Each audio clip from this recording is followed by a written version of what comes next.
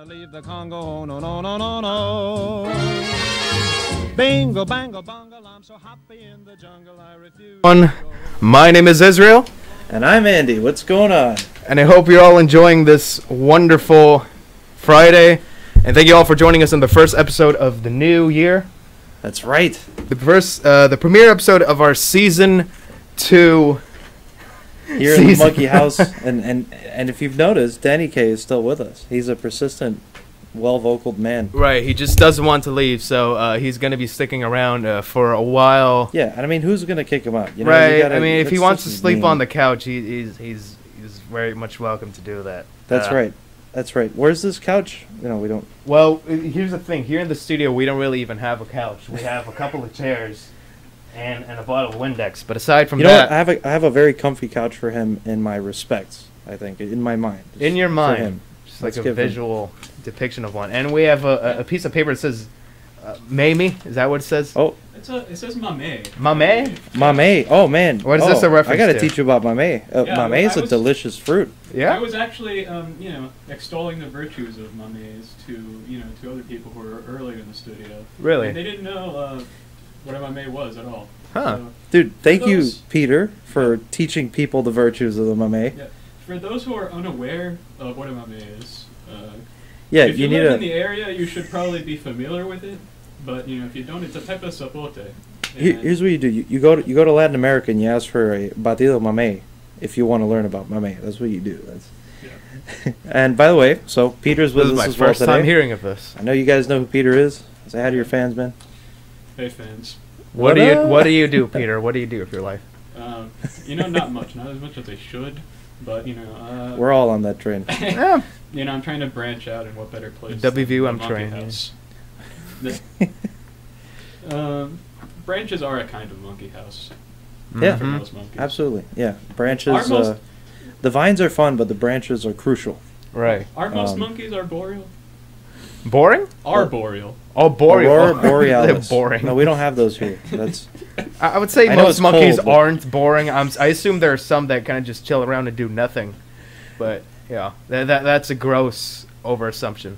Or overgeneralization. Yeah. We're not. I didn't want to get your take on this because I was wondering, now that you mentioned, having a nice, comfortable couch. Having a nice, comfortable couch, I've noticed that I wish I could get the correct term for this, but there is a certain kind of design meant to control the way you use a piece of furniture. Feng shui. Really? No. You see it in urban areas. Especially, you see it like with rooms park to go? benches. Rooms. No, you see it in park benches that are like. So, say it's just like a regular bench. Like you'd think it wouldn't need to have like armrests, but it has like metal armrests, and that's to deter people from sleeping on them. Okay. Oh. All right. Well, this is kind of like industrial engineering. That's what they do. Yeah. That's industrial engineering. And I was thinking the other day, I was at a. I might be wrong. I was at a friend's house. It's really a dorm, but it's in the form of a house, like with a refrigerator and everything, and a porch. But those are nice things. It's a. She actually works in a. I was mentioning this to Izzy a while ago. She works in Immokalee, which is a place I just found out existed yesterday. Same. It's it's in like the very rural bands of like the Fort Myers area. It's mostly where sugar is harvested and citrus is harvested. So if you are drinking like orange this juice, is the spot. This is the spot that makes the Sunshine State It's true. The state of oranges. It's true, but what's happening there is it's actually like the premier spot in North America for citrus diseases. Oh, okay. What? So, citrus, from the citrus plants? Yeah, the diseases. The diseases aren't being transferred from the plant onto humans. They're being, of course. Yeah, they're being transferred. I think we would have found out about that one. Like the oranges are getting sick. I'm gonna have to put that gallon of orange juice somewhere else now. It's green bin outside. Orange on the West Coast, oranges are serious business, and Bradenton is where the original Tropicana factory is. Yeah, I'm gonna do it. Tropicana is not orange juice, man. I've had some good. This orange is what juice. I drink every morning, though. You are I know blowing my mind. It's okay. We're gonna give you a Mame lesson, and I'm gonna give you some fresh orange juice from the same Latin America. You're gonna I'm gonna remember this day. Yeah. Citrus. Right. Well, I think with that, we're gonna go to our first song of the evening on this very chilly evening, especially if you're living up in the north. I mean, geez. Oh, yes. And if you'd like to join in, please do so at 786-309-8861. Text or call that number. I'll say it again. 786-309-8861. And we will be right back. Keep it mocked. Programming on WVUM is brought to you in part by New Age Piercing. New Age Piercing is an all-professional body piercing studio located in the heart of Coconut Grove, with the largest collection of body jewelry in the South Florida area. New Age Piercing is dedicated to serving the Miami area. More information about New Age Piercing or their sister company, Grove Inc., is available at 305-446-0203. New Age Piercing, supporting the programming on WVUM.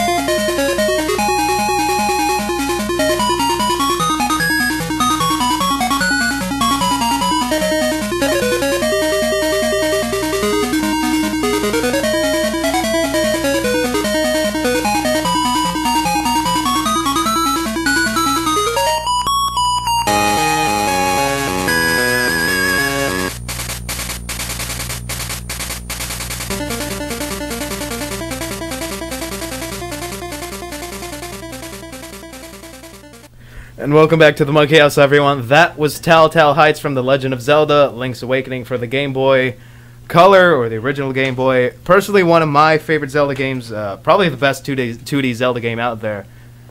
Very fun, and also pretty underrated. I think it was actually like one of the first games remastered for the Game Boy Color. Yes, that's right. Yeah. Really? Yeah. No, I just love that kind of orchestration, you know. Dig it, dig it, dig it, dig it. That's my stuff, man. Right, yeah. And just last month, I actually went to, or actually it was like 3 weeks ago, I went to the Legend of Zelda Symphony of the Goddesses here at the Art Center. Yeah. This is my third time going here, but every single time they always add something new, and especially this time around, they added something to represent Breath of the Wild, which is another good Zelda game. Yeah. First of all, Breath of the Wild, I mean, obviously, this has been said before, but it's one of the best Zelda games, if not games. But it's definitely in my top 5, I would say that. The problem that I had with it is, Zelda games in particular, are famous for their sort of, like, very lush orchestrations. Like, you always, like, think of the music alongside, Sure. you know, the games. But with Breath of the Wild, I think the only thing that was lacking, this would be a good design choice with how, you know, bloated the game could have gotten if it had as many features as it did. But the music was incredibly subtle and ambient in comparison to. I get that. Although I think that is a stylistic choice to meet the post-apocalyptic nature of the general game. I haven't finished. Oh, I haven't played. That's kind of a spoiler, but yeah. I'm glad I didn't hear it though. So like I'm just getting into it, and what you guys are saying, it still makes sense, because if you have the same kind of orchestration that you've had, well, you know, music in previous Zeldas that are a bit more linear, because it's not so expansive and massive and go out there and just lose yourself for hours and hours. From what I've heard, you know, you don't really want that kind of high energy music that's got you going, oh my god, you do like something for, I don't know, 15 minutes, and then, you know, you feel like you should have solved the world's problems by that 15 minutes with the music. Right. You know, like, it's got to. I think calm would work for a big, spacious. Sure. sandbox. Yeah. Another part of it has to do is that you're spending 99% of the game just walking around, just exploring these uncharted areas, finding treasures, fighting enemies, and you're going to be doing so much of it for probably hours on end, especially if you're very much into it, that maybe having the same music looping over, you know, for hours on end might become more of a nuisance. Although I have seen games where they can kind of take a composition and it'll subtly change when you go into a different area. So, you know, I personally think it's just mostly a stylistic choice to meet the general atmosphere of the game, kind of just like this empty, barren wasteland. I think that's probably why they did it, and that's why you have these lush environments like the forest, where they actually do have music, or this village with all of these bird people called the Rito, where you also have music. That's a different that point. to me is a discrepancy between the established Zelda canon. Sure, yeah. Because the only places where the Rito have been introduced were in the Wind Waker. Yeah. And, you know, coincidentally, the Wind Waker was where Zoras were not present. Because, you know... That's right. Because basically it takes place in another wasteland, but this time it's it's a vast ocean, and of course for some reason there aren't the ocean There's race. a big complicated timeline with The Legend of Zelda. Yeah, if you're not familiar with the Zelda games, there's always been a sort of fan theory of like the timelines of how these games connect to each other and where they place, but it actually was revealed officially what the actual timeline was by Nintendo, and it was actually far more complicated than originally anticipated, because before it was a debate whether, well, all of this takes place in one timeline, you know, our timeline, but then others say no, it actually splits at a certain point. Actually, it splits into 3 at one point. Right. So, yeah, it's an interesting... I think it splits depending on whether or not Link loses or not, right? Yeah. I can't believe they came out with... The game makers actually told you, hey, by the way, this is a specific timeline, just stop. Right. It would have been kind of nice if they kind of sort of... Oh, my God. Left that up on the air? What was that? Well, I don't know. Something about Zelda. How's that? Right. Yeah, I guess it would have been nice if they left that up in the air. But I remember back in the day they actually released this nice book called Hyrule Historia, which contains a lot of nice artwork and things like that I actually own. And that's also the book where you get the official timeline. So it may have been for that sort of purpose. It may have also been to suit what was going on at the time, the 25th anniversary of The Legend of Zelda. And that was also the release of Skyward Sword, things like that. It probably has to do with something like that. It's mostly just fan service, really. Cool. Well, And, yeah, let's, I don't know. As far as... I still think it's odd that they came out and ruined the timeline thing for everybody, because, you know, look at stuff like Avengers and all these comics and stuff, and the movies that are coming out about them. Yeah, have you tried piecing together those kinds of timelines? Sure, yeah. Like, especially with the original Marvel comics, I know there was like the Civil War timeline, and they even had this timeline where they turned into zombies apparently, and I just think that trying to establish the timeline between different movies that aren't, you know, explicitly correlated is some of the It might just be enjoyable some way part. to demonstrate, hey guys, we knew what we were doing from the start, but most of the time, they don't. So It's true. I'm no, of actually, course not. I'm actually just gonna go out and say it again. Another controversial statement. Most of Alright. the Marvel canon doesn't make sense. yes, Have you- Yeah, I agree. It's a fly by night kind of slapdash operation. Don't for even most tell of me them. about the Oh, yeah, I Spider-Man like this. series because Spider-Man's just a mess at this point. Spider-Man has all sorts of alternate universe counterparts. Right. And I think where it really shines, this lackluster storytelling is with Doctor Strange. Don't come up to me and say that Doctor Strange makes sense in the traditional way. Dude, I've tried. Okay, so yeah, Doctor Strange has this like thing where, according to just according to the movies, right? You get to like dial the time of the thing with a literal dial that you pop up with your hand somewhere. Like you just turn a dial and there you go. The time goes back and forth. I mean, my friend and I spent we were like 2 hours trying to rationalize that. Like, how do you just like turn an item's time back? How does that? What is it being saved somewhere? Like, you can't make any sense of it, and there's no sense that's given to you from just the movie. And I'm sure even in the comics, I've heard so many things about. I haven't comics been in the contradicting each Marvel other. universe for quite a long time. I think the last time was the Amazing Spider-Man 2, actually. No. What am I saying? Hold on, do The you feel last that? one was the Do you feel the Avengers. floor rumbling? Are there angry fans outside? Oh god. Oh no. Yeah, good thing we have the curtains closed, right? God. Yep. Yeah, no, they can't. No, I see think us, the but they last can one hear actually us. was the Avengers Civil War or something like that. But I personally have never really been into any of them. Maybe I did as a kid, but now I'm just. The more it continues, just the more kind of, the more money is synced into it, the more is riding on it, Right. the more bland and uninteresting it gets. I really do feel like the Oh, that's a cinematic sad universe way to is kind of see it. just destroying the brand in general. Wait.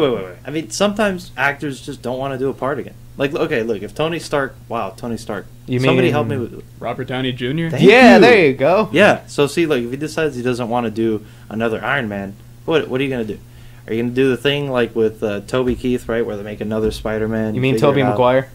I Tobey tried. Maguire. I'm trying. Okay, trying. Right. Toby- Yeah, that would Tobey be Maguire. I interesting. don't think if- that's really what happened, though. I think because with the Andrew Garfield saga, What? No, I think I'm it not saying ended this would happen. because, I'm just like, and it's right. an analogy. Like sometimes an actor won't want to do something, and then you got to change. Like, it's just, they're going to keep trying to make a movie of it. Because Sure. the people like to see these kinds of movies. I mean, for one reason or another, Spider-Man is still having his first attempt at becoming Spider-Man in theaters. Like, I think this is the third iteration. Yeah, this is the third major movie iteration of. Right. This is under like the formal probably not the Marvel, last. the formal Marvel cinematic universe that they're trying to establish with the Disney company after they bought Marvel. And And with just this about newest everything, yeah. Spider-Man, it's actually interesting that I think how entrenched Spider-Man has become in our American culture, where in the beginning of that, it's just taken as a given that like this kid is Spider-Man. Like there's no backstory. Like who Spider-Man is. We don't have to spend another 30 minutes establishing this. sure, yeah. Yeah. I think they did have a little.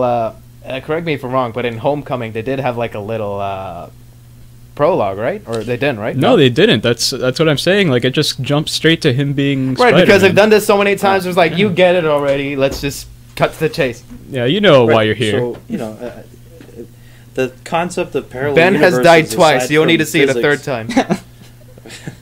Jeez. Whatever. Yeah, man. Parallel universes just helps you make a ton of movies. There you go. Or not, it doesn't have to be parallel. It's just like alternate whatever. Right. Or just There you go. endless sequels, I guess. It's kind of like plugging in an answer to something that you don't know. Like in physics, if you want to just talk about the possibility of another universe, somebody can stop you. Right. Okay, and then all of a sudden you talk about one, you can talk about many. There you go, alternating universe, and you can use that as a glue to try to explain anything if no one's gonna buy it. But like Sure, yeah. in the movie business, you could just say that that's the reason you have so many different movies with different actors doing it. Oh, well, this is a different Right, or just different taking a place. time I on don't know what a to tell you. different point in the timeline or something Nah. like that.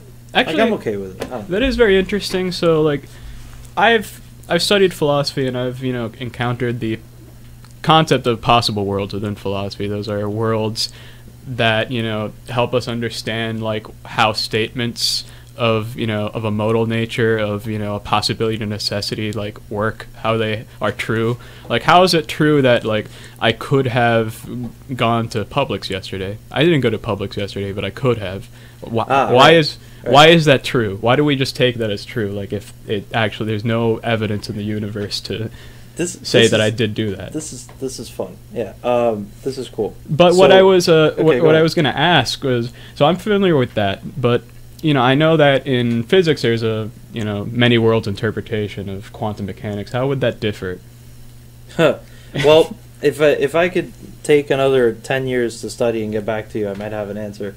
But right. I've never even taken physics, so you got me there, buddy. But I mean, here's what I like to think about. I don't even have to go so far as to really put numbers to it, but what are the chances that in the next 2 seconds I end up 2 states away from here?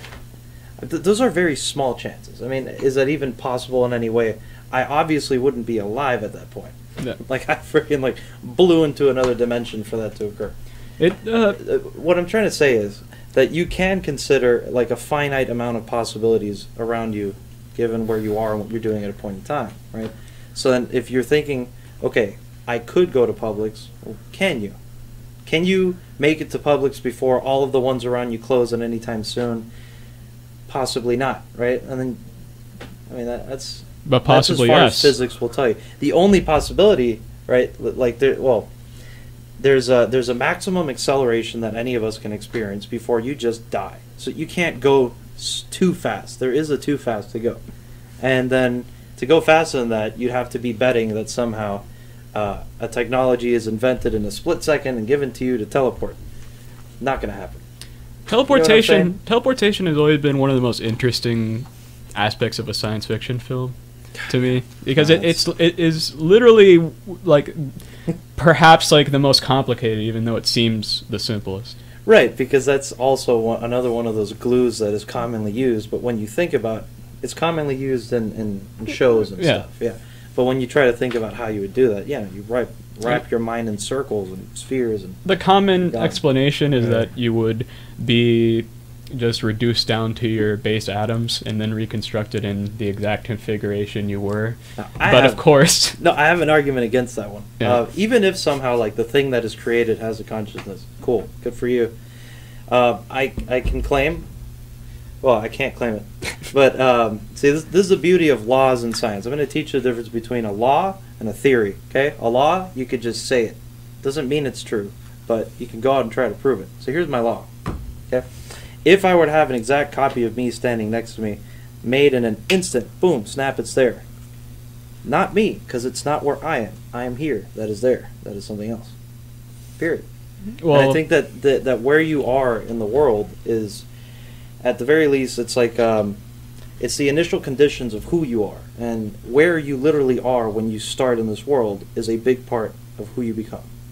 So your location in just the general spatio-temporal mesh is one of the key, And you'll find that this is true even in just basic Einstein's, relativity stuff. Where you are relative to something that happened will change how you experience time relative to that. Like, that's how it is. Where you are matters.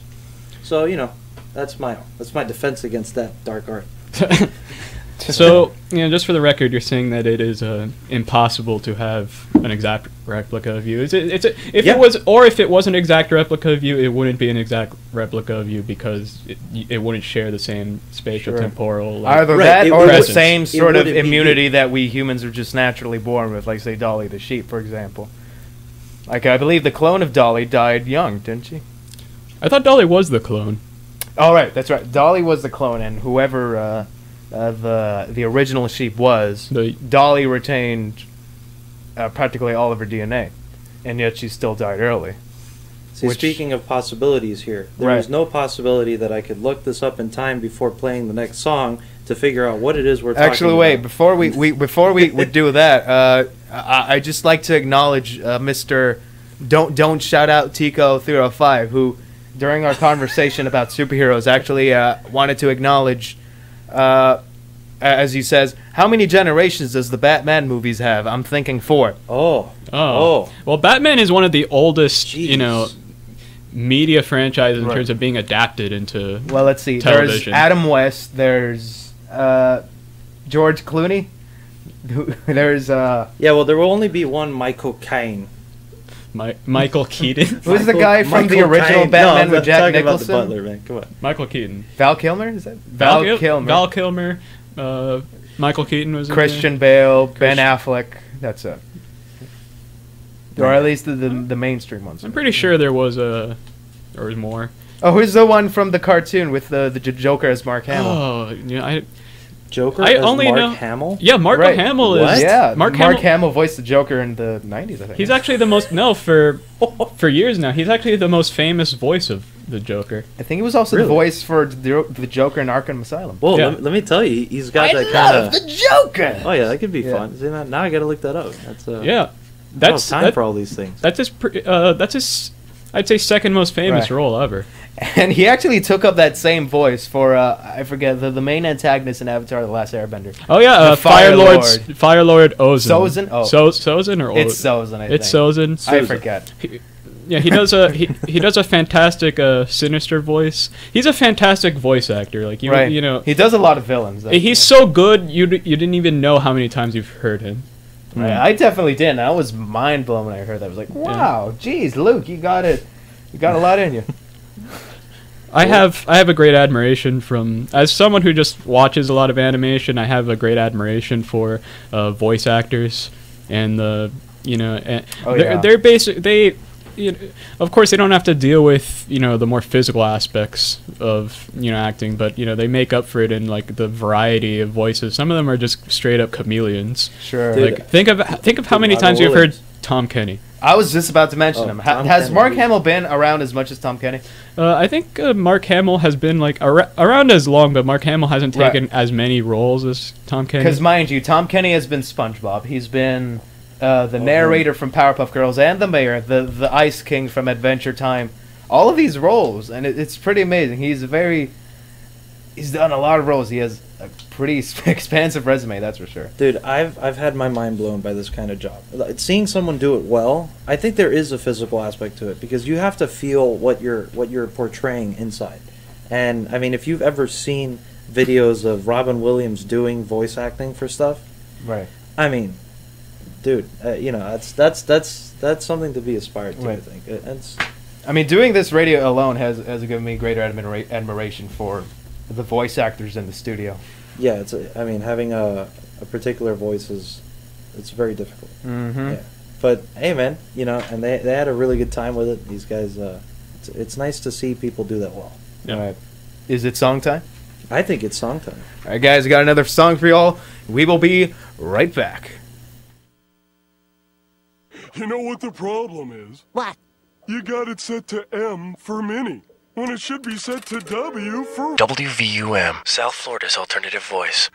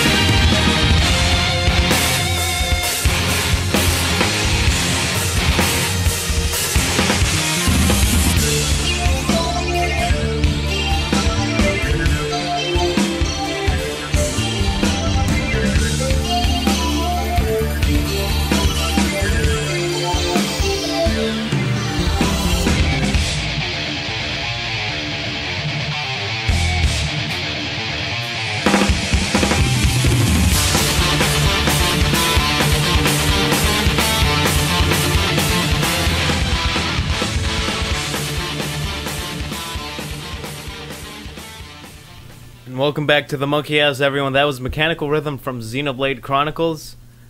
What were we just talking about on break? Ren and Stimpy? Ren and Stimpy. Ren and Stimpy. So let me tell you about why Ren and Stimpy is one of the greatest cartoons of all time. So, on the surface, it's gross, it's juvenile, but really, under that is hiding probably one of the most, artistically rich and satisfying cartoons probably of all time. So, John Kay, if you don't know, he's a Canadian animator. In the 90s, he had his animation company called Spumco, and that was where Ren and Stimpy, was produced. And this guy, he is just an encyclopedia of like the history of animation and cartoons. That he has such a detailed knowledge, and you could check this out at his blog. He runs a what other cartoons has he have, just for reference? He's had other cartoons. Like, he's done a lot of like work for other companies. Like in the 90s, he actually did one of my favorite music videos, back when music videos were a sort of an affair. He did one for Bjork from her amazing album Post, her sophomore album Post, called I Miss You. And it's also interesting in its use of multimedia. I mean, we're talking about somebody using CG in like 1995 in a novel way.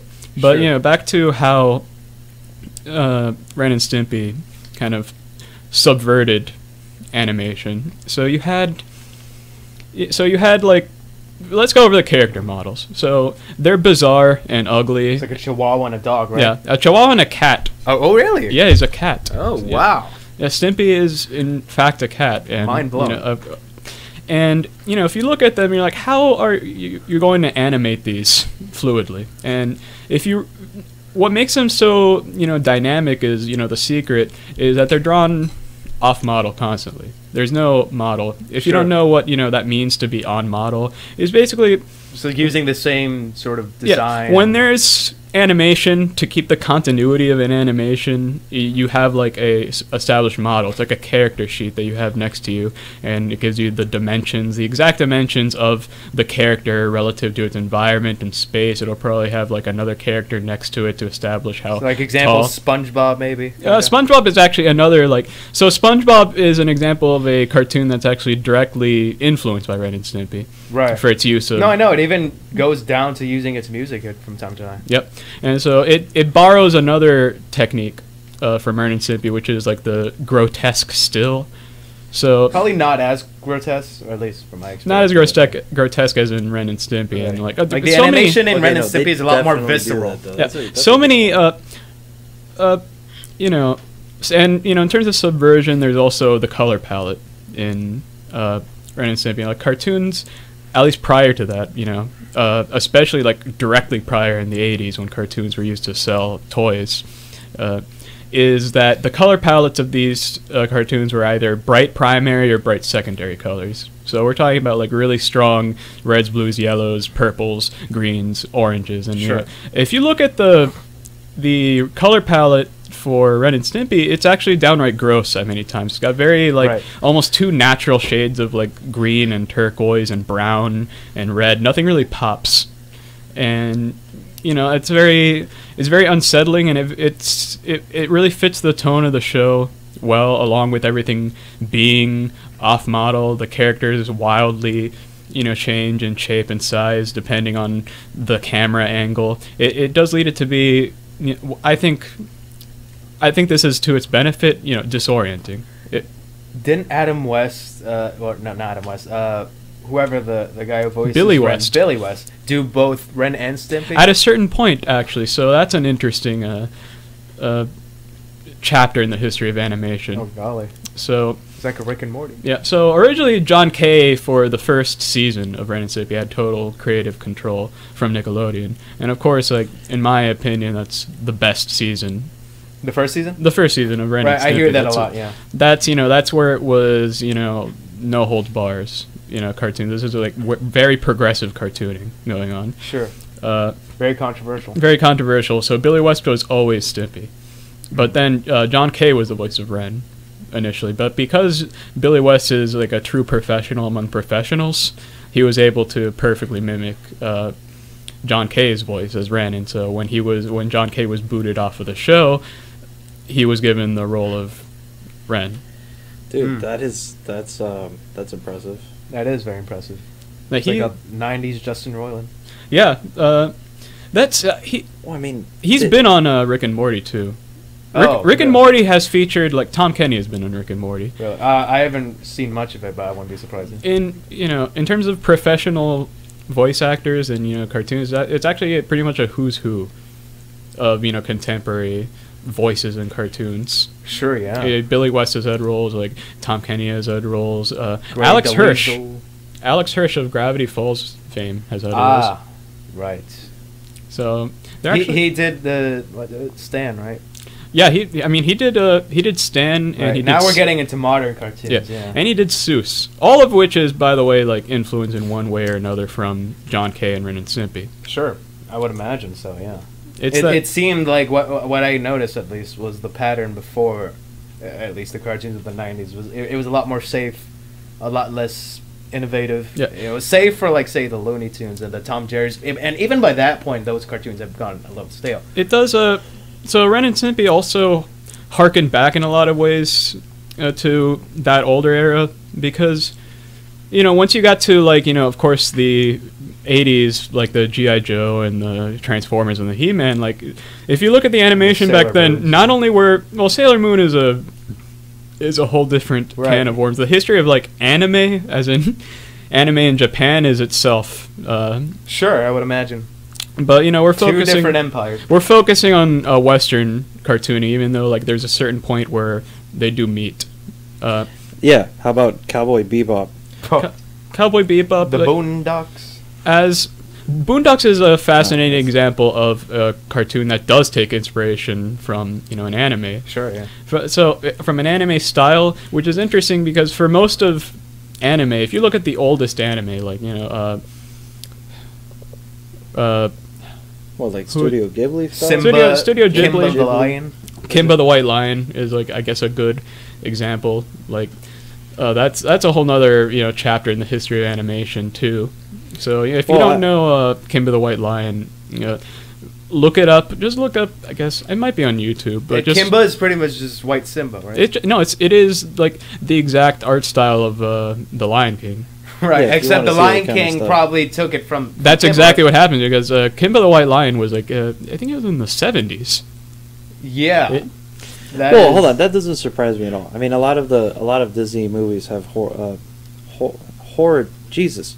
They have origins from different... what do you call these things? Like, except for, like, say, movies like Aladdin and Sleeping Beauty, they take it directly from, like, fairy tales and folk tales, things like that. But the Lion King just takes it from this story and just turns it into something new and supposedly original. Well, the Lion King... Hold on.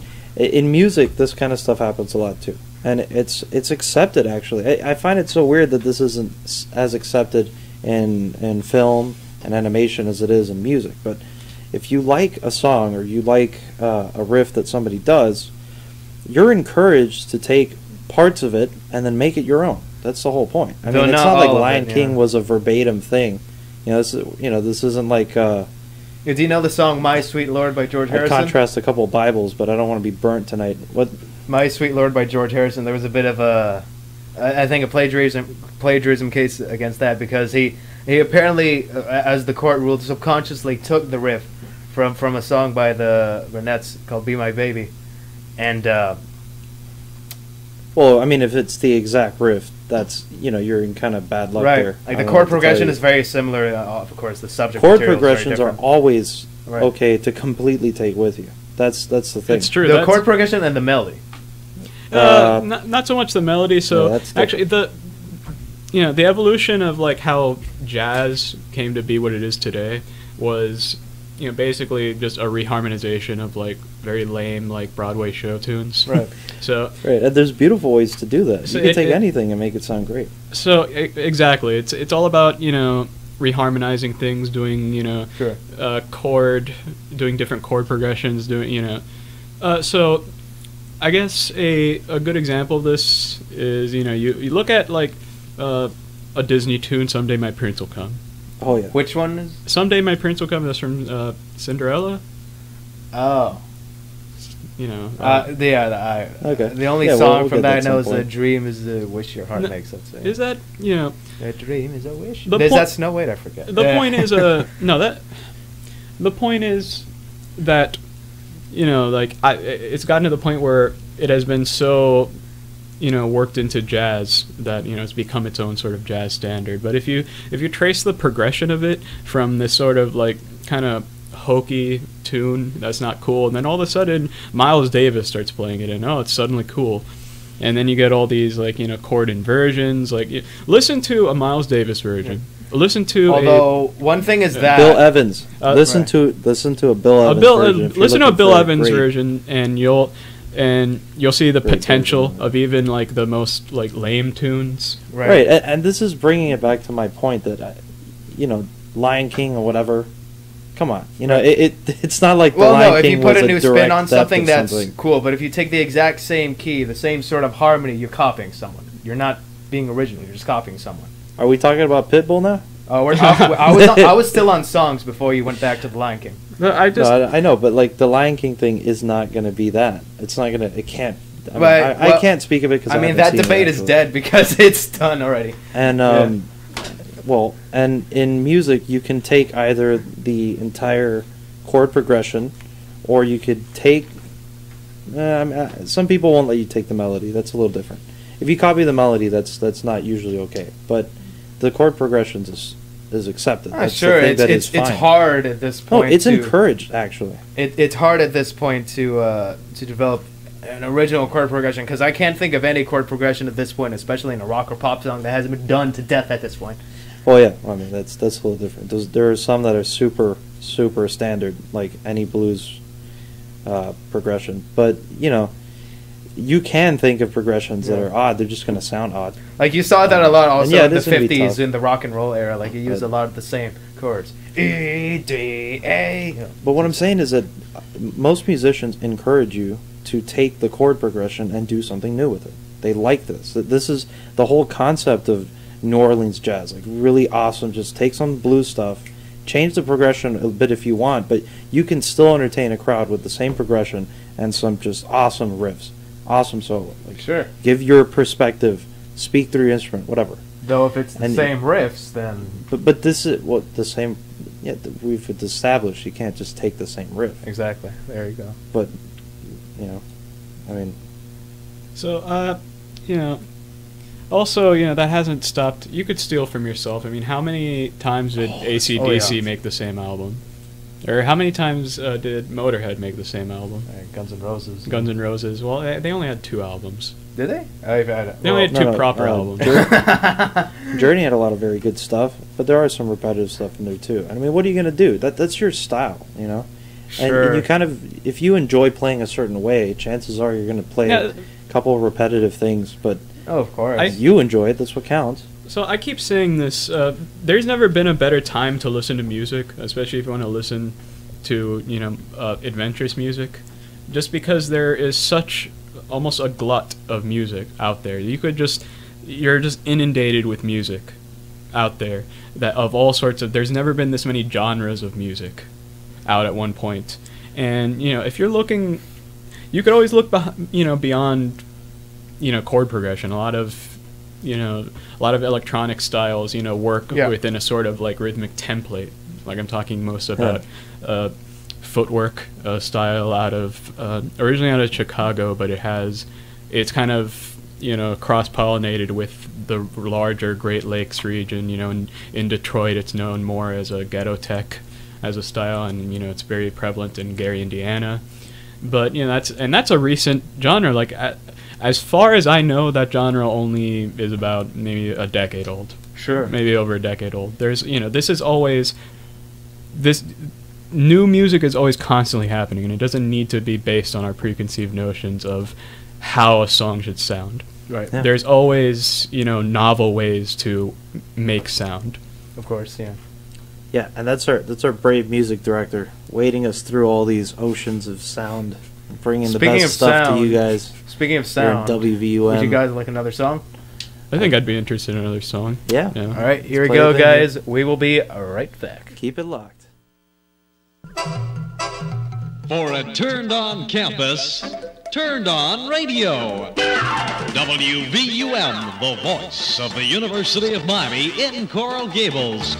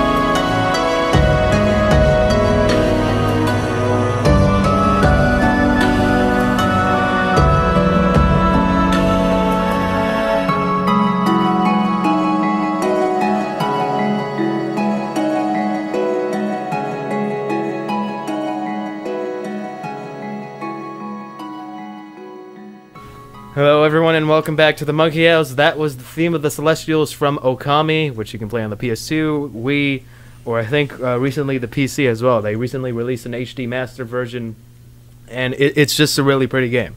It's just a really nice game. It's got this nice cel-shaded art style. Right. And cel-shaded art is actually probably one of the best ways to... You could call it masking inferior graphics capabilities, but really it's it's more of a creative workaround, and it does create a better style than a sort of hyper realistic graphics. I think games like Wind Waker does that, right? Wind Waker is probably the most famous case of cel shaded graphics used. Right. Yeah.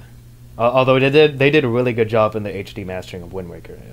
I didn't see those graphics as bad at all. But yeah. You know, I feel like those kinds of graphics are going to make a bit of a comeback as VR continues to come out of the get into the limelight, I guess. Sure. Because those are some of the best looking things on those headsets. Have you guys tried any VR experiences? You done it? No, never. I haven't. Never even seen one in person. No. I know that.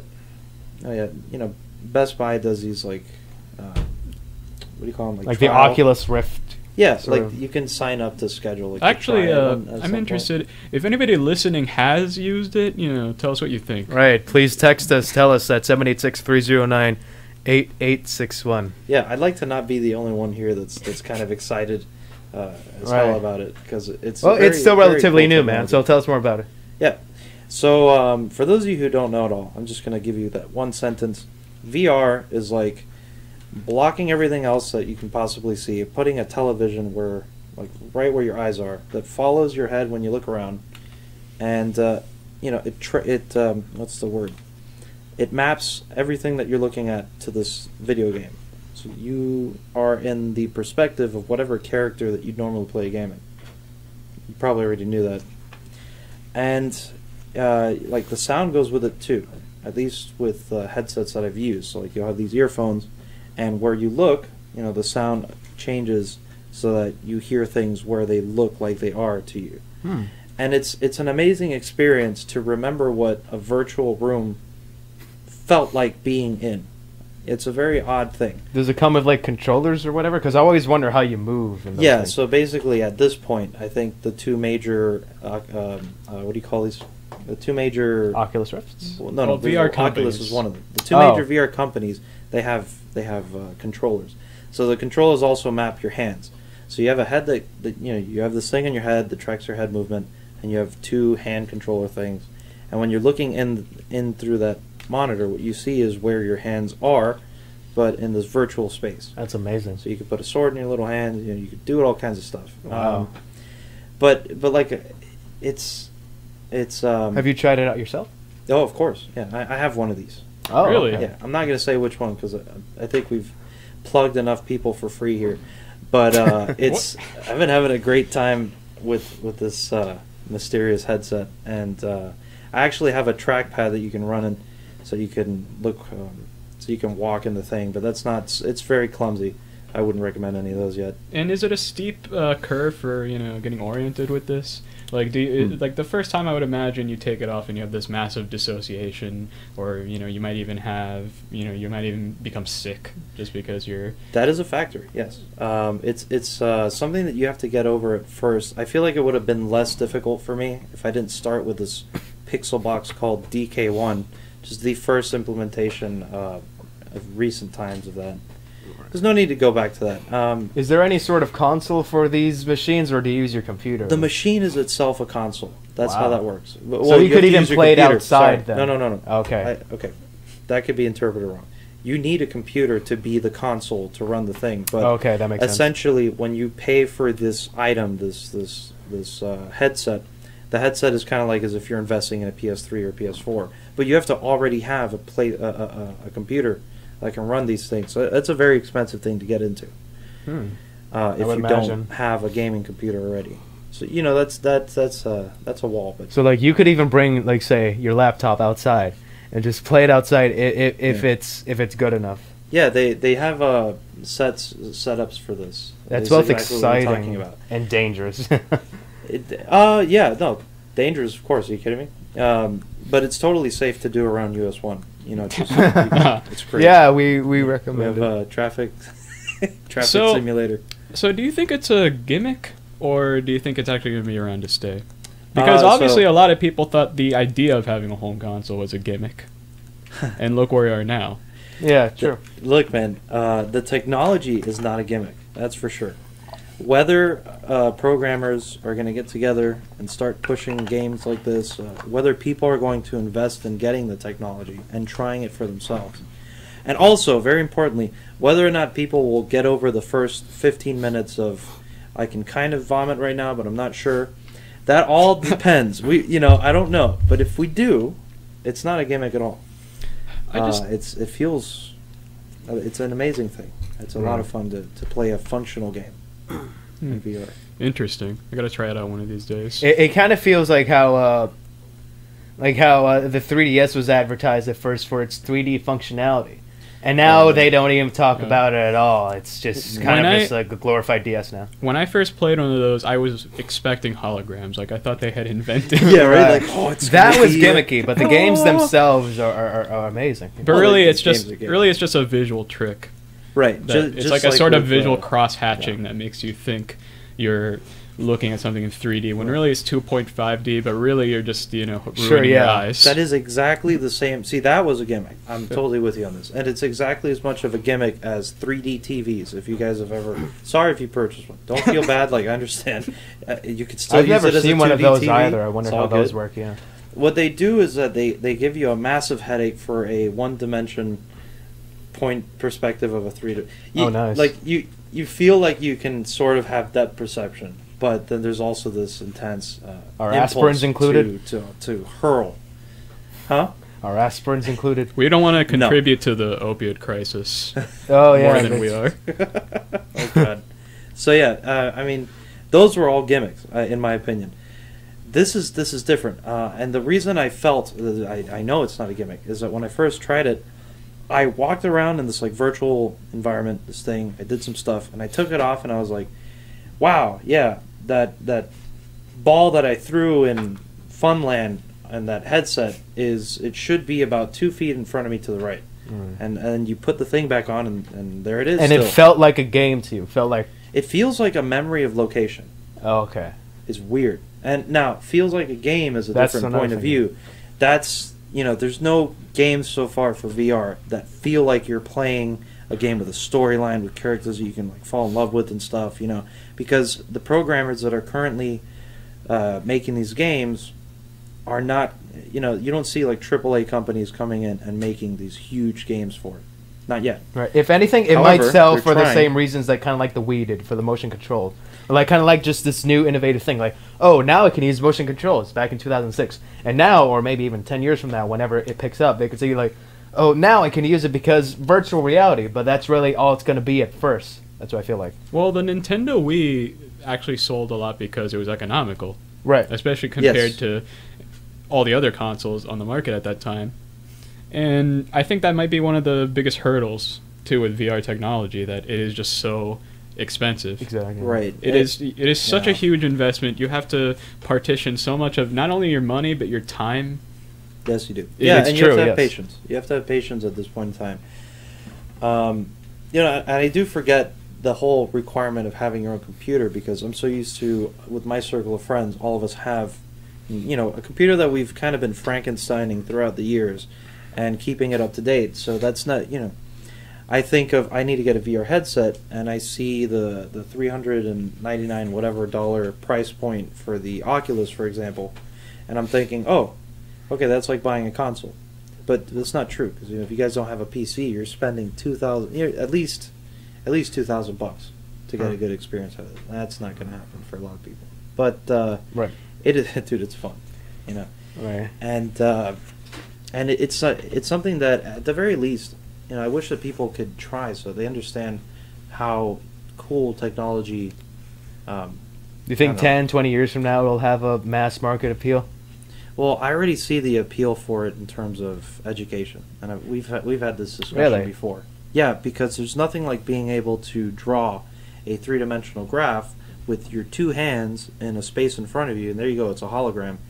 It's not a hologram in real life, but in this headset, you put it on, you see it, and you Right. can grab this hologram that you made, spin it around, you can show people whatever math you want to show them. How accurate is it though? Like the controls? Oh, and it's everything super. like that? Okay, it's Is it like it's- Wii it's accurate Sports enough quality? that- what? Is it like Wii Sports quality? Dude, I've never played those. Really? Oh. Actually, I did once. There was like a skating one, or like skiing. That's right. Oh. And I was like getting really into it with the Wii, and then like there was a fan that was spinning, and then like the little cord between the two controls got caught and flung out. I'll never forget that moment. Wii U, not the Wii U, but the Wii Sports, I believe, if not at this point, then at one point was the greatest selling video game of all time. It is the greatest What? selling video game. Because More than it Super Mario Brothers for the NES. Because it was packaged. Wow. It was packaged with every Wii, Right, yeah. Oh, okay. and the Wii sold Okay. so much Mm-hmm. that Didn't it What's the trick? outsell the NES or? yeah, Wow. it outsold Everything. the NES, and now the Switch is on track to outsell even the Wii. That at is point. amazing, They're yeah. really pushing for like I believe 4 million Switches. It is to a be sold. relatively economical console, at least compared to the Wii. No, or relatively. Which, yeah. Wow. How do you just like sell millions? Yeah, and of a thing relatively then because more and more every it time? itself Right. isn't the cheapest thing ever, but Well, yeah. So yeah, that's definitely going to be a hurdle that VR would need to pass to not be still questionably a gimmick. Because if you can't get into it for less than $2,000, How much do you think the hardware would allow for it to be at an acceptable price point while keeping the experience Okay. as authentic as powerful? okay. Like, So just going off of the 400 that these Facebook people, Oculus is touting for the whole VR portion of it,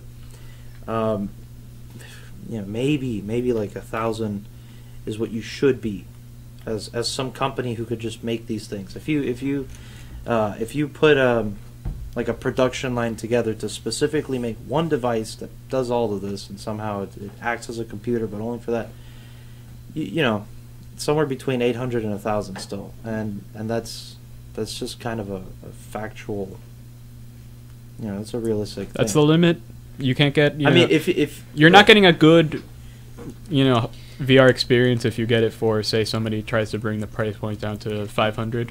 If by you, right, we're talking about actually Facebook, who creates the thing, and you as a consumer put it together for like $50.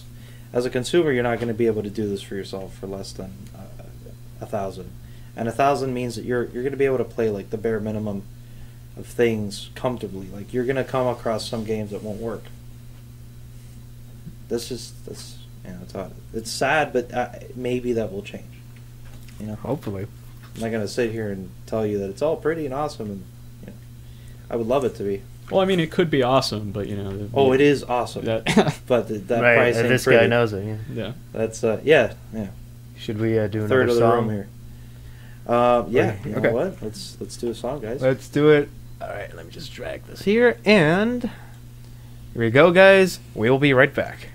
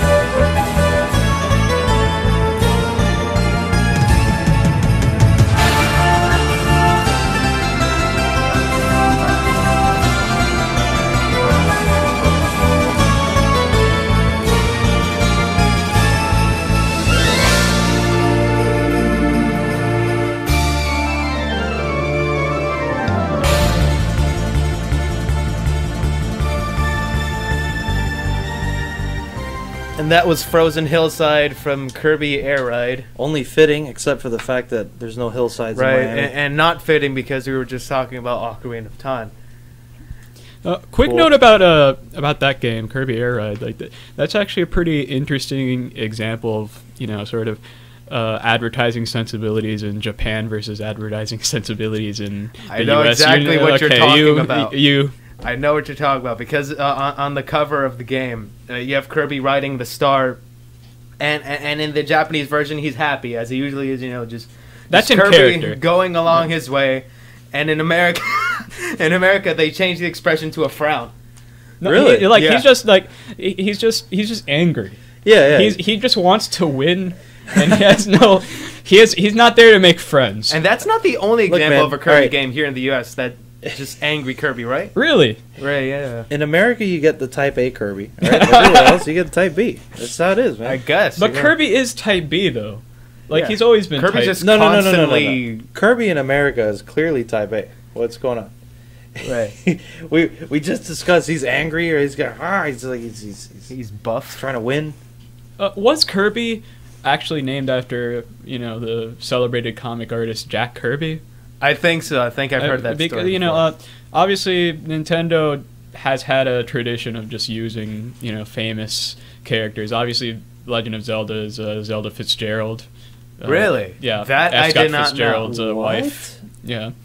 As an homage. Wow. Oh. And also, I think probably one of the more famous homages, is not to anyone particularly famous, but when Nintendo had an office in Seattle as they were making Mario Brothers, they had their character Jumpman from Donkey Kong, Yes. who was a character that he ended up becoming Mario, but the way he became Mario was just as an homage to their landlord in their Seattle office, That's whose amazing. name was Mario. And don't forget how Nintendo homaged themselves in Mother 1 with the main character, Ninten. Yep, Nintendo. Or, later on in Earthbound, the famous cult video game that is, one of our favorite games. Mm-hmm. It's a game of the show, you would say. Oh, yeah. Rocky Horror Picture Game? It's a It is a driving force. Mhm. it's a source of endless creative inspiration. Mhm. But yeah, the main character for that is Ness, which is an anagram Oh, of that's right. I almost forgot about that. SNES. So just a video Hey, game. that's kind of cool. So if you're making a game and you're making characters, you want your game to be famous, it won't succeed unless your character's name is an homage. And to of course, someone or the something. title of the game in Japan, It's of good. course, Mother, is an homage to John Lennon. Really? Yeah. I didn't know that. Yeah, he had a song called Mother, which talks about John Lennon's hardships with his parents, and Shigesato Itoi used that for the name of his game. If that isn't exciting, I don't know what is. Yeah. Cool. In my opinion, you might be thinking that it's fun, but it's useless. In my opinion, there's no such thing as trivia. Everything has a use. I don't think you become worse of a person for having learned something. Well, I mean, you have to understand that you're listening into a radio show that, it's not exactly a parlor game, but it's the concept of parlor talk. Like, we're just here, having a good time. I mean, the point is to whittle away these hours that we have, right? Yeah. And enjoy our time while we're here. I mean, I don't think we're solving the world's problems from a DJ booth, but Sure. Yeah. But But I hope smile that here and there. that everyone who's listening takes away at least something from you. And yeah, Whether if you it's never about, know. like- Trivia might help you in a game. You might play maybe. one of those. Might help you learn a little more about something, or appreciate it from a different angle, perhaps. I've actually been pretty good at trivia contests for a lot of my life, but the one time where it mattered was when my friends are like at a bar, and I had to step out, and the subject that came up was music, and that was like my specialty. Sure. And then when I came back, they were hoping for a win. Like we weren't. And then of course the next subject, the one that ended up winning it for the other team, there was sports. And I'm notoriously bad at sports trivia. I'm pretty decent at basketball history, like the history of like the ABA and expansion teams, and certain players and everything. But that's about where my knowledge ends. Like I come partially from like a baseball loving family, but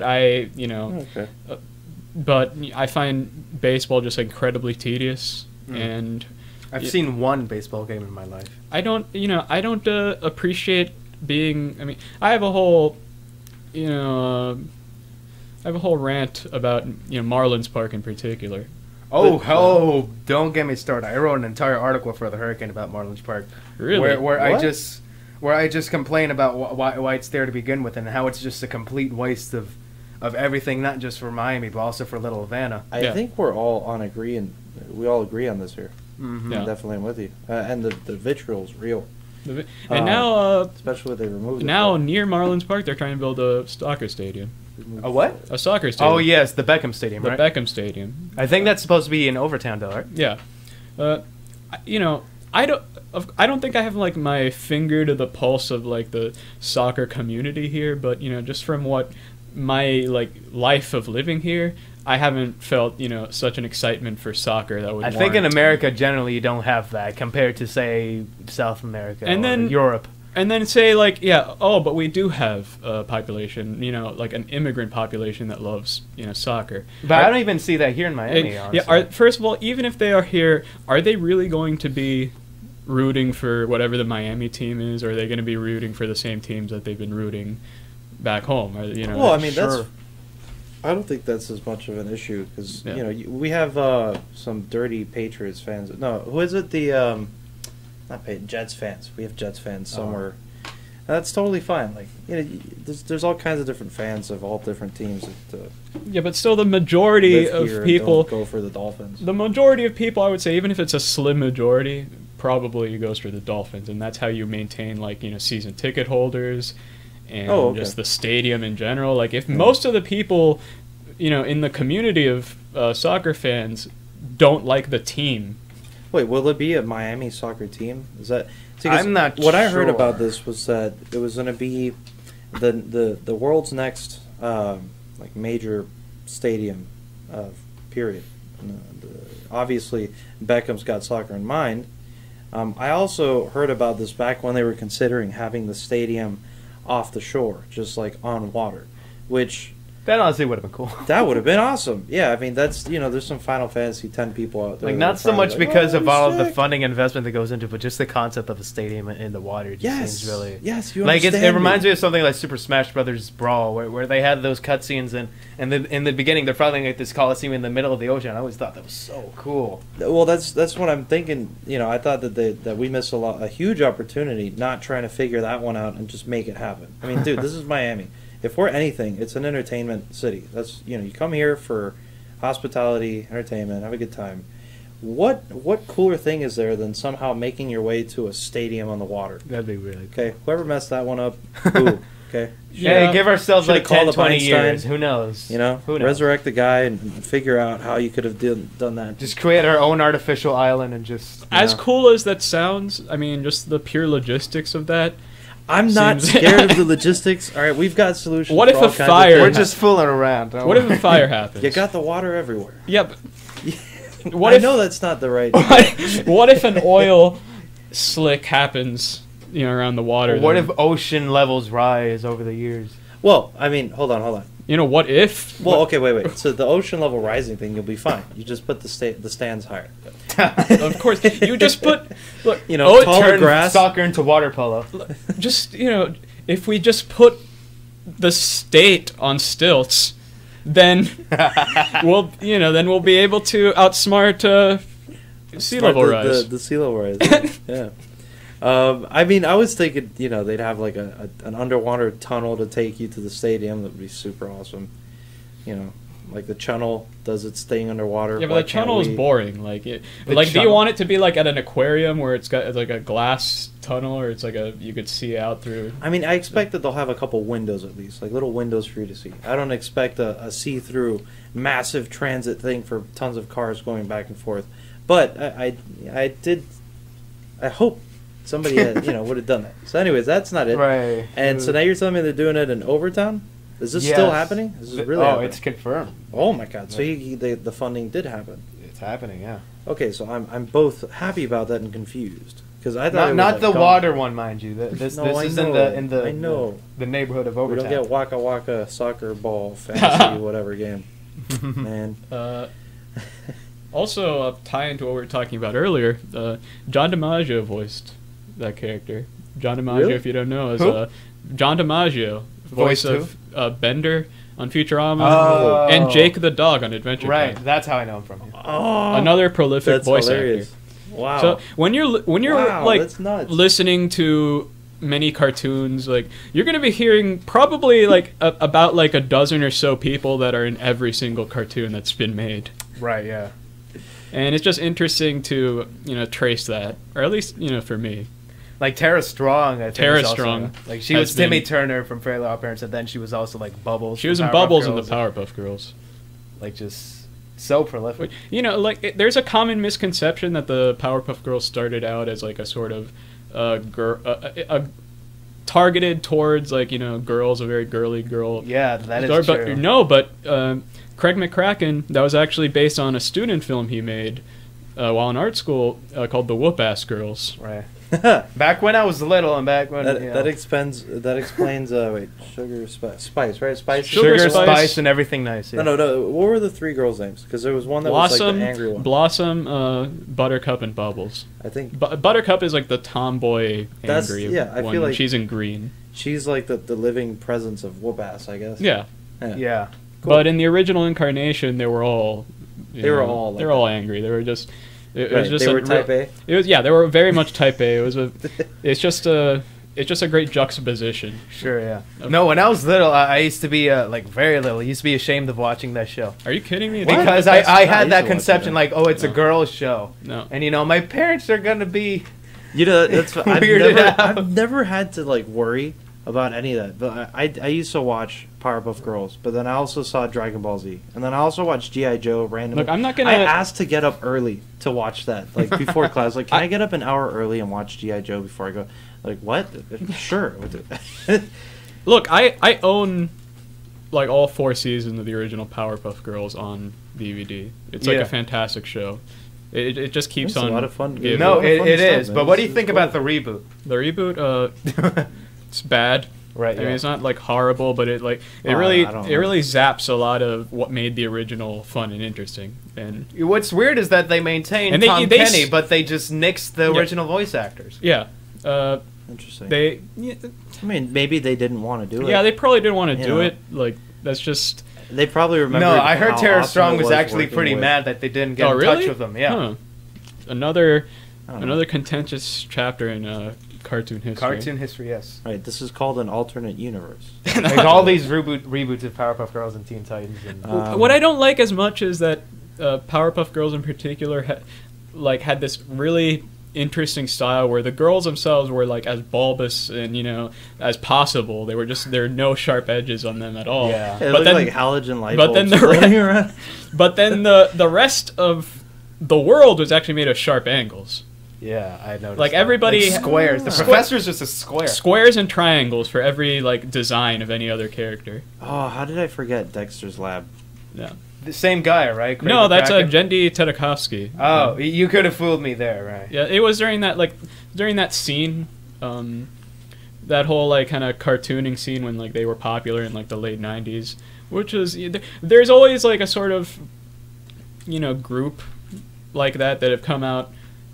Of a certain place. I know right now there's, you talk to people who are trying to break into the animation, business, and they, there's a sort of complaint about there being what's called a Cal Arts style or Cal Arts bias. And Cal Arts is the main arts university in California. It's, established by Walt Disney.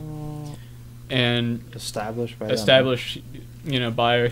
Cool. So cartoon networks get most of their producers from students who went to Cal Arts. Yeah, what happens is that's the stereotype. What happens when you want a new cartoon, when a network is looking for a new cartoon, they're looking mostly at students, and there's tons of students who do fantastic student animation films as their senior thesis, and then they submit them to student festivals, and then there are people from the industry at those festivals, and they're scouting more and more now. It's internet animators. Oh wow, that didn't occur to me. But didn't Pendleton Ward also go to Cal Arts? Yeah, Pendleton Ward went to Cal Arts. Alex Hirsch went to Cal Arts. Oh man, there's Rebecca Sugar.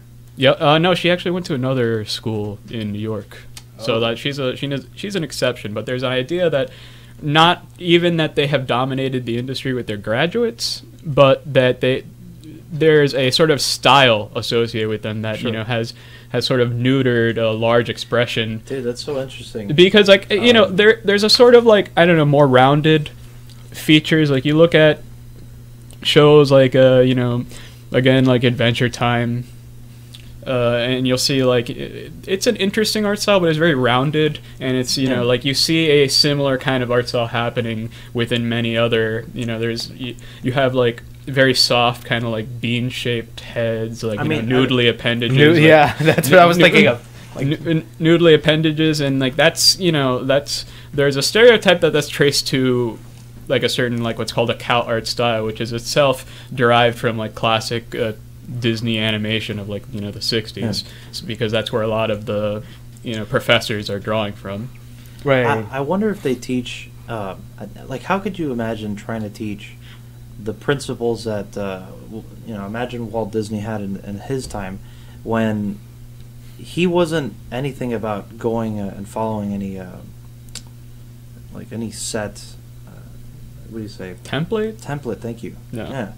I mean, this is a guy who went out there and said, I'm going to do an animation. I'm going to make it like move and make it do cool stuff. And how do you teach that? How do you teach people to bend the mediums of the time and find a new one? And I think a lot of that comes from within. Really, I think it's. How do you do that today? I think it's definitely very much a learned skill. I think you have to really. That's a fact. First of all, animation demands like the patience of a monk, like to really do well. Like you have to, and just like the alone time necessary to produce quality animation, just to make like mouths. Like try drawing a mouth, and then try drawing a mouth speaking anything for 10 seconds. Oh yeah. And then that's your day eaten up. Yeah. Then to get good at that, that's most of your life. Yep. Yeah, and then to try to push the bounds of technology today, I think would be almost impossible unless, of course, you're like a physicist who invented the hologram. If you go out and you make a hologram, that's we do have holograms, right? I mean, like not like real ones. Tupac appeared. At Coachella that one time. No, that was actually him. And Michael Jackson that one time. That was what's the rumor that Tupac was actually hiding in Cuba? In Cuba? This whole time? Oh, dude, yeah, and he was raising a renegade army. They called him Metal Gear. What was that? Solid Snake. That was. Yeah, they're always going to making these theories. And that's. Kurt Cobain's still alive, everyone. I really like the reboot that they're doing. With Tupac. What? No, with like Metal Gear Solid. Oh. Until like that's what I noticed. What? Also, you don't really hear a lot about the West Side, East Side, like division in hip hop that we had in the '90s. No, yeah. In fact, most hip hop today is actually produced mainly from the South. Southern hip hop has really risen in like the last like decade to just kind of subsume the popular concept of what is hip hop. Because think about it, like when you think of like 90s hip hop, you think of like just standard beats, you think of like like traditional rappers. Like now we have think of all the advancements we've gotten. Like we have trap now, and trap is not necessarily a trendy thing. It's been happening in the Atlanta scene since like the 90s, but only recently has it come to prominence, and now it's everywhere. Sure. Hold on, like there's something missing that I feel. What I still appreciate from hip hop in its original time. Oh, what is the original time? Like 90s? No, like the original time of hip hop is like the 70s. My opinion is that it's when the rappers of the time are coming out and talking about local issues around them, but making it, you package it in a way that people can listen to it and feel that you feel, and you can follow what they're trying to, this picture they're trying to depict for you. So I would say I see less of that. You're not a fan of like just the trap rappers, like just because saying it's about not lean just and about, Xanax. Yeah, it's not just about coming out and like playing some cool sounding stuff. It's right. about getting a message across that you feel inside of you as the artist, that it means something to you. I totally agree, and that's why I don't like trap. I mean, we still have a lot of this, to be fair. It's just that a lot of just the popular consciousness of hip hop is like there's whole like I could rattle off like talking about. I would say, but right. Like a person that like people cite as like a universally kind of liked rapper that somehow everyone can agree on is probably Kendrick Lamar.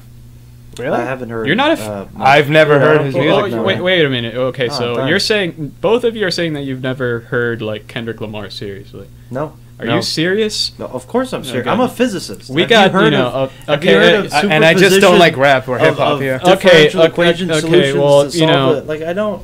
First, now, Go like, on, man. now I wish we had much longer to talk about. We still do. We got 30 minutes. We still We do, technically actually? have until we're So- pulled out of here by force. So, you know, so I have very strong feelings about Kendrick Lamar. I'm a huge. I would say I'm a hip hop head. You know, I follow like hip hop news, like. And I would say probably one of the best hip hop albums I've ever heard. Like, well, the one that really put him on the map, his second album, Good Kid, Mad City, the sort of concept album. You know, that really kind of shook up the area. It's not it's not trap. It's very much. He is from Compton.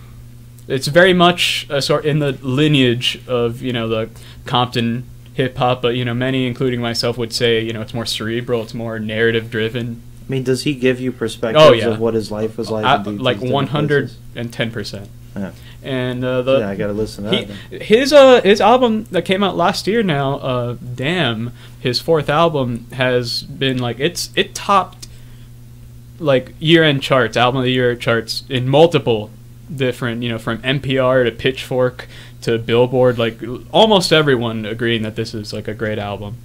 And first of all, we'd have to I personally yeah. recommend it, but the one I recommend more, my own personal bias, is probably To Pimp a Butterfly. Easily one of the best hip hop records I've ever heard, and I've listened to quite a few hip hop records. I'll take your word for what it. It is. So, and it's so like against the grain of commercial hip hop, too.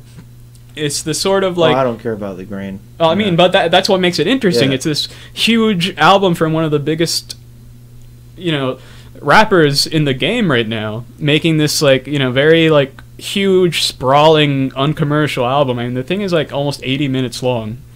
That's the thing. Did he himself make it or his producers? I mean, well, he like a team of people. That's how you. That's one of my usually do issues with a lot of Really, like modern hip hop. You have like 10 writers. You're not gonna I'm you're not okay gonna with find that, a lot of like 10 writers, like if we're talking about ghostwriters, then yeah, that becomes a problem. Where somebody else is like writing your raps for you, and you're really just like the figurehead of the. Right. That's but why. even That's then- my hold issue. on. Oh, that's Even certainly then, not the what we're talking performance about is here. important But too. is Kendrick an example of that? No, he's definitely not an example of that. He's on multiple occasions he's gone against ghostwriting as a practice in the industry, which it has gotten bigger because as it becomes the dominant music now of our times, like that is correct. Hip hop has eclipsed rock music in sales now, starting last year. Low-hanging fruit is always going to have its appeal. If you have... Yeah, it's not like there always... just wants to come in and do that, like, just give me lyrics on a beat and tell me everything, and I'll just, like, do it, and I don't care. It's not mine, but I'll say it is. It's not like that And was some people will do also that. not happening, like, in literally every other era of popular music. I mean, like... let's look sure. at Elvis, Yeah. a lot of times people wrote his music for him. Yeah. Great voice, but he didn't write his Exactly, own songs. but, when we're that's talking the other about, thing like... I was saying is you still have to be able to perform a thing, and that's important. Like, You know. can you imagine someone trying to pull off Eminem's lyrics? Not Eminem? Right. It'd be difficult, and if you could do it, there's going to be something interesting about seeing how well you did that. Sure. Taking his lyrics and doing... it'd also be fun to see him be angry at you for that. But it's always like during the explosion of like grunge music in like the late like 90s when things were starting to peter out, you had all these bands that were just there to like as not necessarily even Nirvana copycats, but to be like generic alternative rock. And you have, and like they weren't like, a lot of them weren't writing their own music. There was like a team of writers writing that sort of like very precision corporatized alternative music. water amongst the waves. Yeah, and that's always happened. But you're right. And in terms of rappers that like do it all, like because even like Kanye West is a producer and he's also a rapper, so he's cited as an example. But even he, like My Beautiful Dark Twisted Fantasy was co-produced by like a ton of people. I mean, the first beat in that album. That's not a problem for me at all. No, I mean, that's not I a don't problem. care That's how not a many problem. He's like the album. Like you have to more think of it as like he's the album's like director. Like he Yeah. he's like the director of the album. Like he has like the creative like vision of the album, and everyone else. But in some cases, the figurehead has less of an influence than, say, some of the producers. Well, I mean, So sometimes it's not so much of a director, but so much as like an actor. really, nah. Yeah. I think, like, you know, in some cases, yeah, it's more of like, you know, like the actor of the quote unquote actor being the lead figure having their name on the album. Because, like, you know, when To Pimp a Butterfly came out, like, you know, that won hip hop Grammy of the year, and you know that, I mean, the Grammy for that went to like over like 25 people because like it was a huge album to make. I mean, it was like an achievement.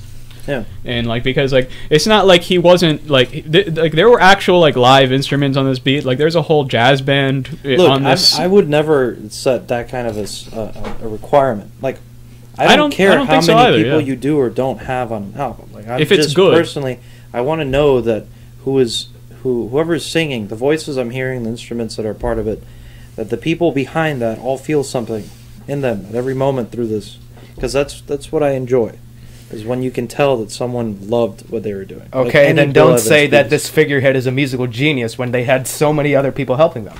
That's what I see a lot of these days, especially in rap. Oh, this person's so innovative to just change the entire scene, but they had so many other people helping them. You know, people like the hip hop. You're just mad that like one person is getting the credit of the whole team. Not really. Well, I mean, it's not really so much mad, just like disappointed. I have to say that the hip hop community, the hip hop community of fans and also artists are just so prone to hyperbole. Well, this is anything that has to do with music, right? Like you always, it's the lead singer, woo, it's the lead trumpet player, woo. Like I don't know, you find someone to. But that's the thing. Like for some like classic songs like Beatles, you know, they wrote their own stuff. That's the thing. But like most like if we're like really still talking about them to this point, like 5 years after the fact, they're probably like writing their own stuff. Like we have pretty good evidence of like who is and is not writing their own stuff. That's the thing. Like for some, even though there may be some rappers today that I don't like, the fact that some of them write their own stuff, I can appreciate that. I appreciate that. I don't think ghostwriting is, you know, ghostwriting has always been like, you know, a dirty secret of the industry. Like it's just like what has made like. Not the most well-kept secret. It's not a well-kept secret, but it's well-kept enough that like your average listener isn't going to think, is this ghostwritten? Like, yeah, like, you know, Dr. Dre obviously like historically has drawn, you know, a lot of criticism because like you know, like just groundbreaking producer in like the way he, you know, produced in the early 90s with the Chronic. Just, you know, he just kind of like, I mean, say what you will about, you know, the subject matter, but like the actual beats, the Parliament Funkadelic inspired beats, did it really kind of change the course of hip hop at that time? But you know, during that time also, when he came out with the Chronic, it was his solo album. You know, he had been a producer for most of his career prior to that, and he's still a producer mostly. Well, now he's a headphone salesman and tech billionaire, but you know, before that, he was a but like, you know, he drew criticism because ghostwriting on for which, like, on that album and subsequent albums in which he rapped, you know, he had a ghostwriter because he's not a rapper. Like now you see, this is what I'm talking about. How are we going to the way that people present something is also important, and it could be entertaining. I'm not going to give someone the kind of creative credit that I would give someone else who made up their own stuff if this first person didn't. But I'm not going to sit there and be unimpressed of your delivery of whatever content you've stumbled upon because if it's good, if it's entertaining. If I'm sitting there, I'm entertained, you did something impressive. I mean, that takes something. It doesn't just happen for free. I don't like when people claim something to be theirs that isn't, though. That's unnecessary. Exactly. I would rather know. And you see that a lot today. So, like, I guess by the definition of ghostwriting, that's the point of ghostwriting. Someone wrote this for me and I claim that I wrote it. That's like you think Trump wrote the art of the deal himself? But like this is it's a business arrangement most of the time. Like if you're a ghostwriter, you get paid to ghostwrite the lyrics, and like it's a trade-off. You don't get credit for the lyrics. It's very corporate. You sold your lyrics off to like an artist. That I don't like that. Well, I don't like that either. Still not going to make it It still won't make something entertaining not entertaining. Yeah, but just give the other guy credit. Won't just. Well, the guy, I mean, the whole point... I feel you on that. With a ghostwriting, the whole point is, it's a ghostwriter. A ghostwriter doesn't get credit, on it. They're essentially selling the work they've done to be printed under the name. That's not right. Yeah, I mean, it's not right, but that's how the industry works. Like, I don't agree with it. That's really at the crux of my argument. That's just not right. I mean, at the fundamental level, I don't think it's right either, but,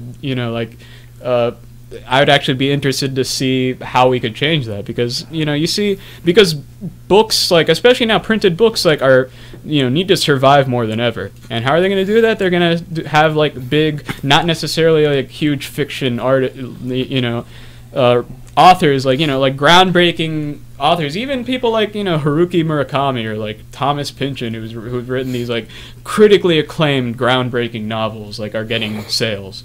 I mean, I don't know about that whole aspect. I'm still thinking about. Okay, like how James Patterson gets a lot of his books. Oh, yeah, James Patterson has a team of people who write James Patterson. That's why he's able books. to release 5 books a year. Yeah, or any maybe I would say 8 out of 10 celebrities who write a book about something, about their experiences. I'm sure of it. Yeah. Either have a completely ghostwritten or more often than not kind of co-authored with a ghostwriter. Some excerpts here and there. Yeah, with a pretty much a Donald Trump Art of the Deal, where his ghostwriter actually did get credit. His co-author, so he's not a exact, but really his co-author was really the one who compiled the book. Yeah. And look, that's not something that I think would ever go away because this is I mean, come on.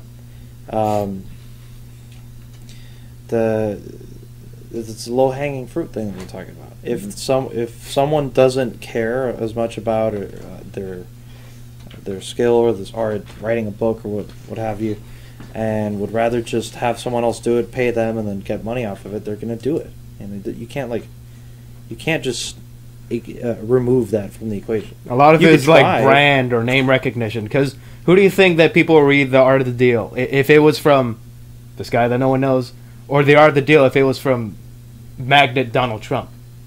That's another part of it. I mean, what do you? I don't know. I feel they're more likely to read from this particular person because they're well known, or in the case of Donald Trump, he's achieved great success in his business. Just look at him; he's a billionaire. But this other guy who people don't know at the same time. I think people are more likely to read from the other person rather than saying, "Oh, I wrote this entire book." Well, that's why ghostwriting or co-writing Donald Trump exists. could just put his name on a thing, and then people would pay attention to it. And then if his name is on it, actually, that's also put someone. That's his thing. He puts his name on a shirt. He sells it. Right. That's his business. Didn't you brand. just say that book had credits to the person who wrote it? What's that? Didn't you say that? No, I think had credits to the person. I've seen a cover before. I didn't see a name. I could be wrong. I'm pretty sure it did. I could be. Okay. Well, then we don't know. Mistaken. I don't practically. Right. We can't prove or disprove at this point. Hey, you could text that in. Right. If you know if The Art of the Deal has the name of the ghostwriter, please. Or the co-author. Yeah, or the co-author. Let us know at 786-309-8861. We'd really like to know because right now we're at a stalemate. Yeah, we're trying to hash that out. And vocal Google through the masses is the coolest thing ever. I mean, we appreciate that. Yeah. We've had some help from the audience in the Google. past. It's kind of weird how Google has become a verb. People Googled. People. Yeah, you don't hear people saying "I Yahoo'd" or something. Actually, I'm gonna say I like Binging occasionally. Okay. Bing actually has a slightly better image search, in my opinion. This isn't an advertisement, by the way. We all know that Bing doesn't pay anyone. Clearly, Isn't Bing run by Microsoft? Oh, okay. And Microsoft is we can Google too, man. Who's Google run by? Google's just its own thing. Google is Google. Google's run by Jesus. Muhammad, I guess, yeah. The company is the guy who wrote the Mormon book. The guy who died recently. That's right. Didn't it? Wasn't. Whatever. I forget that.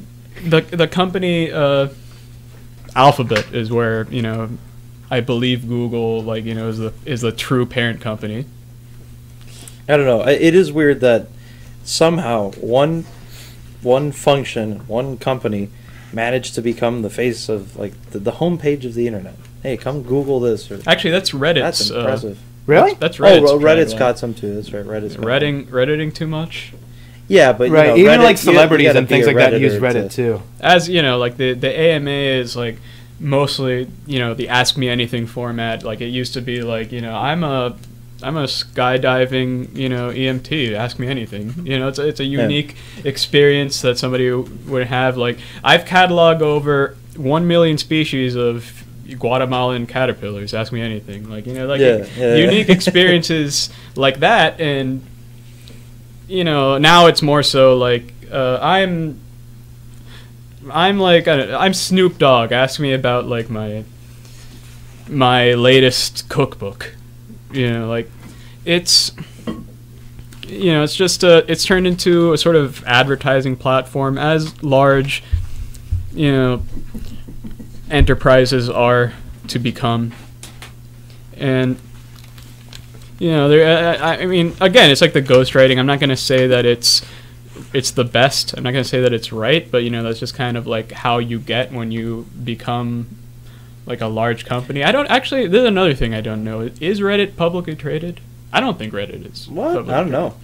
I've never thought of Google is like obviously, but is Reddit does I don't Reddit think have so. an IPO? No, I don't think so. Yeah, I don't. Probably not. I mean, what does Reddit sell? Like, what could they? I mean, they have advertisements about it. They sell just ads. Space. They sell. I mean, they sell like a website where they have virtual real estate. Basically. They have virtual real estate, but they have like pretty prime virtual real estate. I mean, yeah, Reddit is the second thing that comes to mind for me. Oh, that's because like that might just be because we're like kind of tech-oriented people. Yeah, no, I'm just saying. Yeah, like for sure, everyone knows Google. A lot of people know Reddit. It's a significant number both ways. I know that like in workplace, for sure everybody knows what Google is, but Reddit you might have a couple people look at you like, what are you talking about? You know? Yeah. That's my feeling. I'm looking up a cover of Art of the Deal here. You're looking up the cover of Art of the Deal. I'm looking up the cover of Art of the Deal to see if it actually gave credit to. No, I don't think the Art of the Deal deserves that much. Yeah, I don't think so. Effort. Okay. Should I not reveal it then? I don't think so. Okay, go ahead. Actually, now that you have it, yeah. He did give him credit. Yeah, okay, see, so I was right. Sorry, Mr. President, you did give another person credit. Well, so that's what I'm saying. So like, if you give credit, hey, I didn't write this guy kind of did, or like he kind of, you give credit a bit, that's fine. I agree with you. I didn't understand that's what you were going for is at first, but I agree with you wholeheartedly that to take someone else's work and claim it as your own is just filth. Like it is, yeah. What's wrong with you? You know, but right. You know, and yeah, I think that's all about it, right? You got another song or something we can? Yeah, we do actually got another song. I'm gonna pull it up right now, and here we go. Here we go. We will be right back.